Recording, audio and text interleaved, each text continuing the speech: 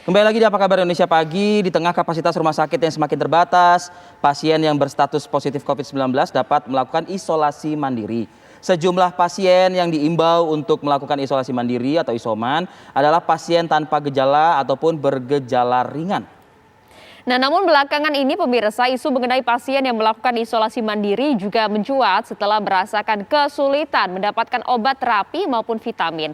Hal ini direspon oleh pemerintah dengan mengeluarkan telemedicine yang bekerja sama dengan sejumlah aplikasi. Namun permasalahan lain pun juga muncul saat pasien isoman juga kesulitan mengakses layanan telemedicine tersebut. Tidak hanya ini saja, meskipun sudah melakukan konsultasi via telemedicine, penebusan obatnya pun juga dikatakan oleh sejumlah masyarakat termasuk mereka yang positif COVID-19 ini cukup sulit penebusannya. Oke.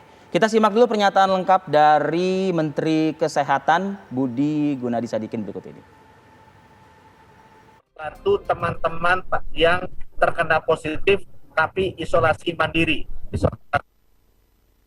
Bekerjasama dengan 11 platform telemedicine yang kemarin sudah diluncurkan oleh Pak Menko agar mereka bisa tetap berkonsultasi dengan dokter dan bisa mendapat layanan obat gratis dari Kemenkes. Untuk sementara, layanan telemedicine dengan 11 platform ini dilakukan di DKI untuk sementara.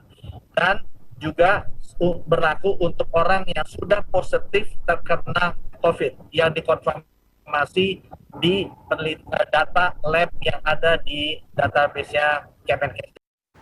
Ini menarik ya Maria, bila mana ada 11 platform ya yang bergabung dalam telemedicine yang disebut tadi oleh Menkes untuk kita libatkan juga nih ya masyarakat, suara masyarakat, aspirasi masyarakat bercerita begitu loh pengalamannya mengakses ataupun juga mungkin suksesinya bila mana memang sudah berhasil mengakses, berkonsultasi bahkan juga sudah mendapatkan obat luar biasa itu. Ya, nanti kita juga buka ya, Founder bersama dengan kami berdialog. Nanti kita akan tanyakan tadi yang sempat tadi Fadil sampaikan bagaimana ya suksesinya, kisahnya. Nanti kita akan hadirkan nomor teleponnya di layar kaca pemirsa. Tapi sebelumnya kita akan bahas mengenai ini telemedicine untuk pasien isoman. Bagaimana penjelasannya, distribusinya juga seperti apa, apakah ada kendala, antisipasinya juga seperti apa. Kita hadirkan bersama sejumlah narasumber, ada Tulus Abadi, Ketua Pengurus Harian YLKI, dan juga Brigjen TNI Purnawirawan Dr. Alex Ginting, Kabid Penanganan Kesehatan Satgas COVID-19 Nasional. Selamat pagi semuanya. Selamat pagi semuanya. Assalamualaikum warahmatullahi wabarakatuh. Selamat pagi, salam sehat. Salam sehat. Saya ingin ke Dr. Alex nih. Dr. Alex, kalau kita lihat ini sungguh terobosan yang baru, patut diapresiasi, banyak juga apresiasi yang disampaikan. Tapi di lapangan ini distribusinya nanti akan seperti apa? Bagaimana cara seseorang pasien isoman kemudian bisa mendapatkan obat secara gratis melalui telemedicine ini? Ya, kita sekarang di dalam situasi pandemi. Dan pandemi itu artinya adalah kedaruratan medik. Baik oleh kena virus ataupun bakteri apa saja yang terjadi. Dan saat ini kita dengan COVID-19. Dan kehadiran pemerintah dalam suasana pandemi itu pertama harus menciptakan mekanisme adanya detect, prevent, response. Jadi respons itu adalah mereka yang sakit, mereka yang terkonfirmasi bagaimana pelayanannya.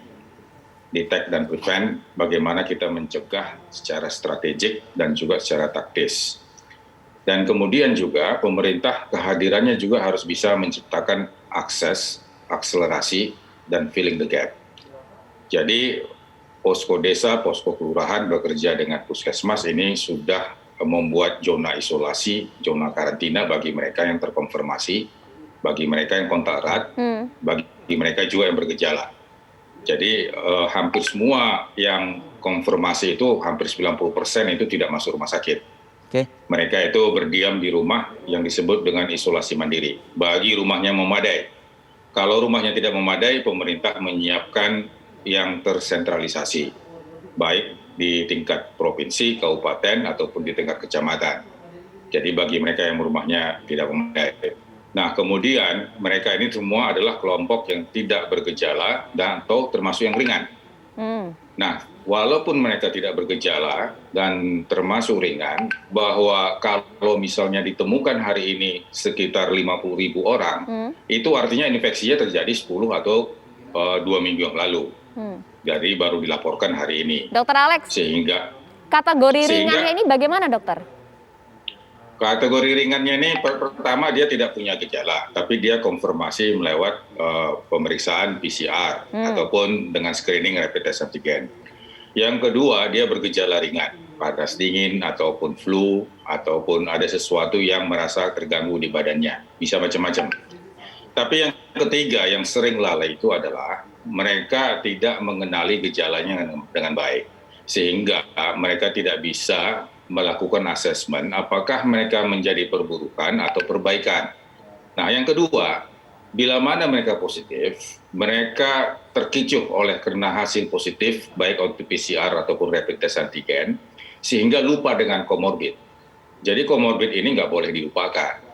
Jadi kalau andai kata pun kita COVID-19 positif, kalau kita punya hipertensi, obat hipertensinya harus lanjut terus. Demikian juga kalau kita diabetes. Baik. Jadi dengan melihat kondisi ini, maka kita akan tahu apakah kita perburukan atau tidak. Dan yang kemudian yang kedua, kalau kita isolasi mandiri, kita harus tahu saturasi kita turun atau tidak, nadinya naik atau tidak, tensi naik atau turun. 3 alat ini harus ada.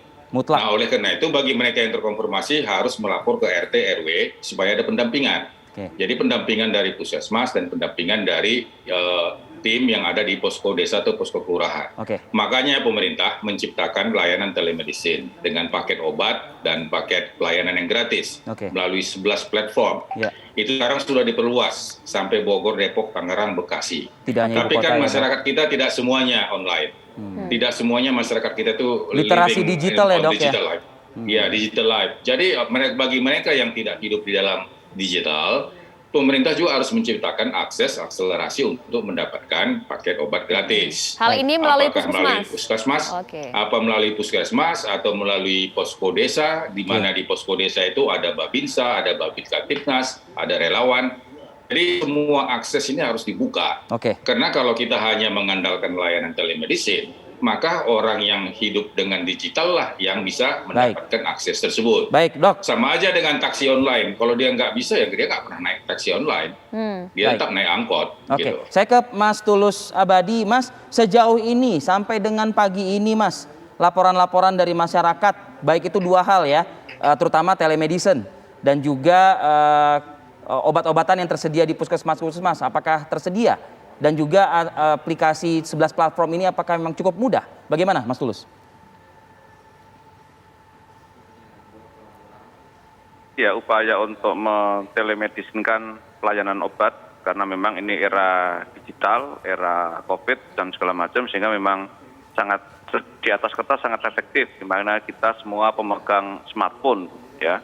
Tapi memang praktek di lapangan yang saya alami sendiri, kebetulan salah satu anggota keluarga saya terkonfirmasi positif, itu ketika mengakses telemedicine ini beberapa kali, baik itu akun yang populer ataupun yang ada di situ ternyata mengalami kegagalan. Jadi ketika masuk beberapa kali ke web itu tidak bisa, padahal dia juga orang yang cukup piawai dalam bermain internet ya, tapi akhirnya menyerah dan akhirnya dilayani secara konvensional oleh puskesmas. Nah, dugaan saya kenapa ini terjadi karena bisa saja ini banyak yang mengakses sehingga mengalami hang, atau juga mungkin dalam konteks pasokan obat di lapangan juga akhirnya kan aplikasi-aplikasi ini kan bekerjasama dengan apotik, ya. Ketika dia hanya sebagai alat, ketika aplikasi ini bekerjasama dengan apotik dan stok obat di apotik juga langka, ya tidak bisa berbuat apa-apa. Nah, itulah makanya saya kira dari sisi IT akses ini sangat bagus, ya, tetapi kemudian kondisi di lapangan terkait dengan pasokan obat itu sendiri karena mungkin sudah diborong oleh konsumen yang lain atau mungkin ada yang sengaja menimbun dengan asumsi harga yang lebih mahal, akhirnya aplikasi-aplikasi yang dibuat ini juga tidak cukup efektif diakses oleh konsumen atau oleh pasien yang membutuhkan. Mas Tulus, saya mendapat kabarnya untuk di layanan-layanan masyarakat yang bersentuhan langsung dengan warga ya seperti puskesmas itu pun juga kabarnya tidak cukup lengkap obat-obatan yang tersedia, Mas, karena ya saya tidak tahu faktor apa tentu. Anda punya laporan atau data soal ini mungkin? Iya, memang kalau saya menerima laporan dari grup-grup WA yang saya tangkap dan juga termasuk dari keluarga saya yang saya update itu memang juga mengalami hal yang seperti itu walaupun pada akhirnya mendapatkan itu. Ya, tetapi awal-awal sulit mendapatkan sehingga dia harus dipasok oleh teman sendiri atau yang pernah mengalami. Tapi kemudian saya bilang, ini tidak bisa kita mengcopy resep ya karena antara konsumen atau pasien yang satu dengan yang lain karakter penyakitnya atau dampak COVID itu berbeda-beda sehingga tidak bisa kita saling mengcopy resep. Ini yang kita sangat khawatir di berbagai jaringan WhatsApp itu beredar copy resep dari pasien yang pernah dirawat kemudian ditelan mentah-mentah oleh orang yang lain. Ini sangat berbahaya dan kita tidak merekomendasikan untuk hal itu. Baik. Oke, sedangkan sudah disediakan gratis kok layanannya walaupun memang tadi terjadi beberapa kendala. Oke, kita lanjutkan kembali pemirsa dialog ini usai jeda saat lagi di Apa Kabar Indonesia Pagi.